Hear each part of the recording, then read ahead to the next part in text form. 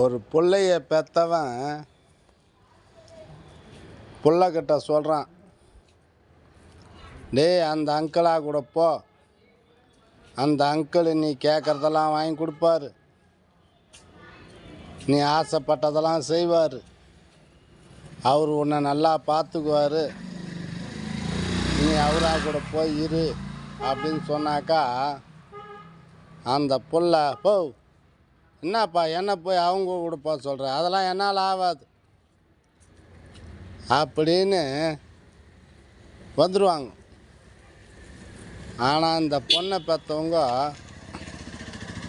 அந்த பையன் நல்ல பையன், அவன் உன்னை வச்சு காப்பாற்றுவான், அவனை கல்யாணம் பண்ணிக்கோ அப்படின்னு சொன்ன உடனே அப்பா அம்மா சொல்கிறாங்கன்றதுக்காக அதுங்களும் கழுத்தை நீட்டிடுதுங்க.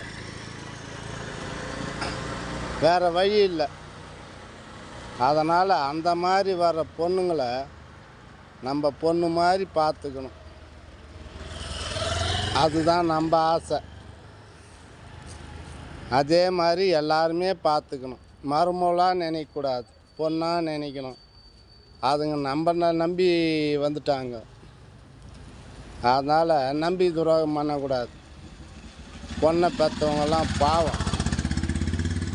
இது நம்ம ஒன்று நினைக்கிறோம், அவங்க ஏதோ வேறு மாதிரி நினைக்கிறாங்க. அதனால தான் பிரச்சனை வர்றது. பொண்ணை பெற்று வளர்த்து நம்மக்கிட்ட கொடுத்துட்றாங்க, அதுங்களும் நம்மளை நம்பி வந்துடுறாங்க. நல்ல மாதிரி பார்த்துக்குங்க.